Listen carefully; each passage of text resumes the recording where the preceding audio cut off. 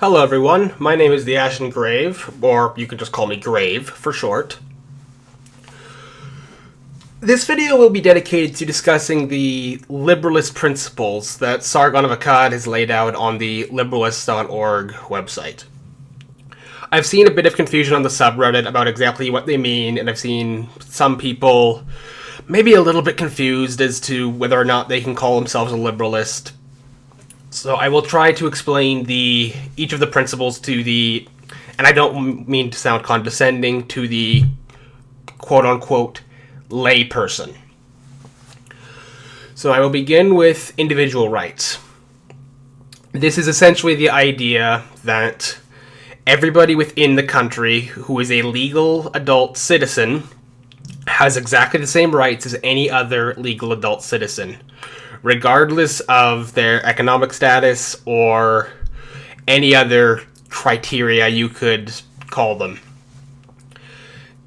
This principle goes fundamentally against the idea of group rights, things like safe spaces for specific races or whatever garbage social justice warriors come up with. Or the idea of affirmative action would also go against the principle of individual rights. So, everybody has the same rights, regardless of who they are, and that is the best way to protect the collective's rights. As long as the rights of the individual are guaranteed, the collective's rights will also be guaranteed. Moving on to democracy. All legal adults must be franchised with the right to have a direct method of exerting influence over their government. This is essentially the idea that you vote for your government. Now, there are other forms of democracy where you maybe don't vote for a political party. We are currently in a party system, but the principle of the thing is the government answers directly to the people. The government serves the people, and if the government is doing a bad job, in theory anyway, the people would be able to completely hold the government accountable and vote the politicians out and get new politicians that they would do a better job, obviously. Scrolling down to economic freedom. Property rights begin with personal self-ownership and extend to any property an individual has legally acquired. This is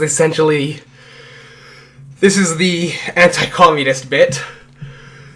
You own personal property as long as you have legally acquired it, and the government's job is to protect your personal property.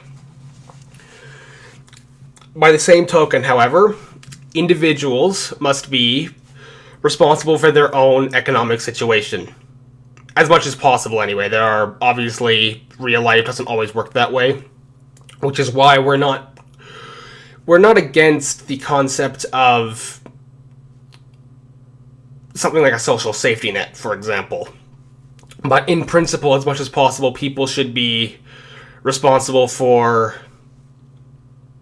their own economic situation. Moving on to freedom of speech. All people should enjoy the right to voice political ideals, no matter how controversial, without suffering political consequences. Fundamentally, this goes down to, I disagree with what you say, but I will defend to the death your right to say it. Nobody should suffer any serious legal or financial or political consequences for saying something that somebody didn't like. Now, this gets a bit more complicated when it comes to things like direct threats that are credible, or, say, demanding the death of a certain person. But fundamentally, we start at all speech is free speech, and we work from there. And of course, no speech should be compelled. So, the ridiculous idea that you must call a transgender person by whatever they prefer to be called, that's ridiculous. Meritocracy. People should be judged by the content of their character. Gee, I wonder who said that. I believe it was a guy, starts, I think, Martin? Something? Probably a horrible racist. Anyway, people should be judged by the content of their character. You don't judge someone based on their race, or their gender, or their sexuality, or their religion, or whatever other innate characteristic you can think of.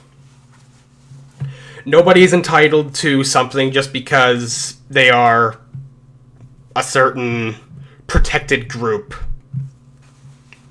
You earn what you get. And if you do not earn something, then, well, you don't get it.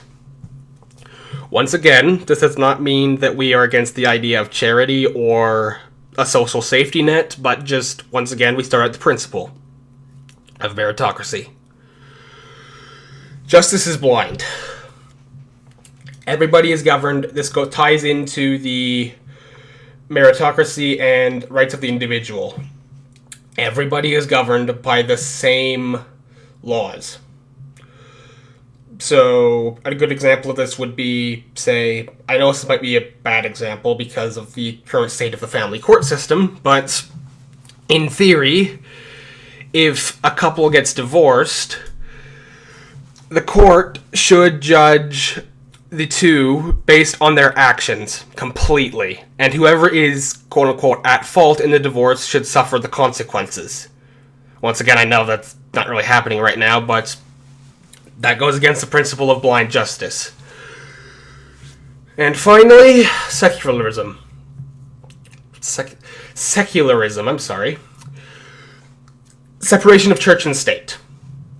Now, I will say right off the bat, I am a Christian, but I 100% believe in separation of church and state.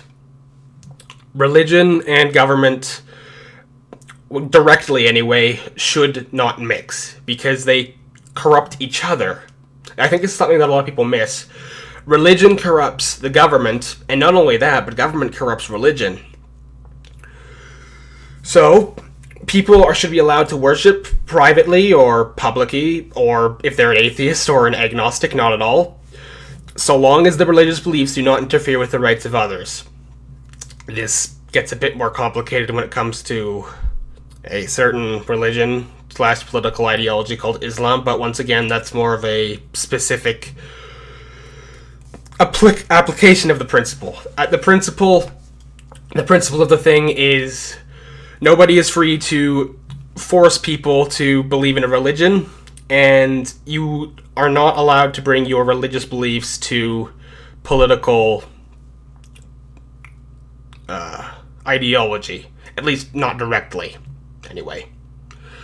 I hope this might have cleared some things up with the people on the Liberalist subreddit, and I am certainly looking for constructive criticism on this particular video, and if anybody's interested in seeing it grow. Thanks so much for watching.